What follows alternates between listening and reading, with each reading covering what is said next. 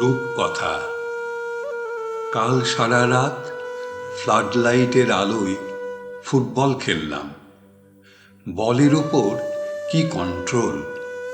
Maradona মেসির মতো একের পর এক ডিফেন্ডারকে কাটিয়ে গোলকিপারের মাথার ওপর দিয়ে আলতোভাবে জড়িয়ে দিলাম গোলপোস্টের জালে।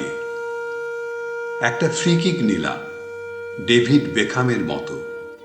গোলপোস্টের কোনায় ধাক্কা লেগে ফিরে এলো একটুর জন্য। আর স্টপেজ টাইমে এলো পেনাল্টি নেওয়ার সুযোগ। বলটাকে একবার বুকের কাছে ধরলাম, খুব সযত্নে ধুলো বালি সরিয়ে ঘাসের উপর রাখলাম। গোলকিপারের দু চোখে চোখ রেখে এক্কেবারে গোলপোস্টের ডান দিকের কর্নারে। বেচারা ঝাঁপ দিয়েছিল বাঁ দিক লক্ষ্য করে।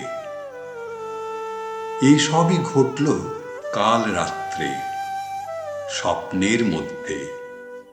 ফুটবল খেলা তো দূরের কথা, আমি তো হাঁটতেই পারি না। একটা অ্যাক্সিডেন্টে আমার দুটো পাই অবশ। হুইল চেয়ারই আমার ভরসা। কাল রাত্রে বহু যুগ পরে তোমাকে গভীরভাবে ভালোবাসলাম। এতগুলো শীত গ্রীষ্ম পার করেও তোমার শরীরের চামড়া এখনো কত মোলায়েম, কত মসৃণ।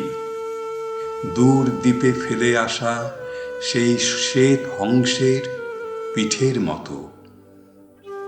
তোমার উন্মুক্ত পিঠে চেনা সেই ঝাউ গাছের গন্ধ।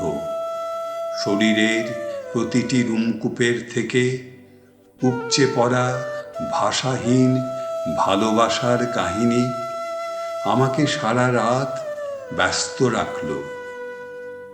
গল্পটা শেষ হলো না, স্বপ্ন ভেঙে গেল কাজের লোকের কলিং বেলের আওয়াজে।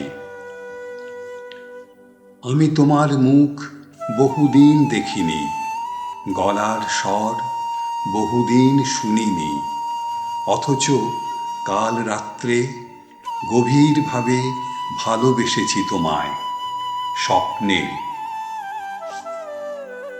না করতে পারা এই ইচ্ছাগুলো, প্রায় ভুলতে বসা এই ঘটনাগুলো সিনেমার রিলে যত্ন করে ধরা থাকে। সময় সুযোগ বুঝে তারা একে একে হাজির হয়। তারপর আস্তে আস্তে ঘটে যায় অবিশ্বাস্য রূপকথার একটার পর একটা কাহিনী স্বপ্নে।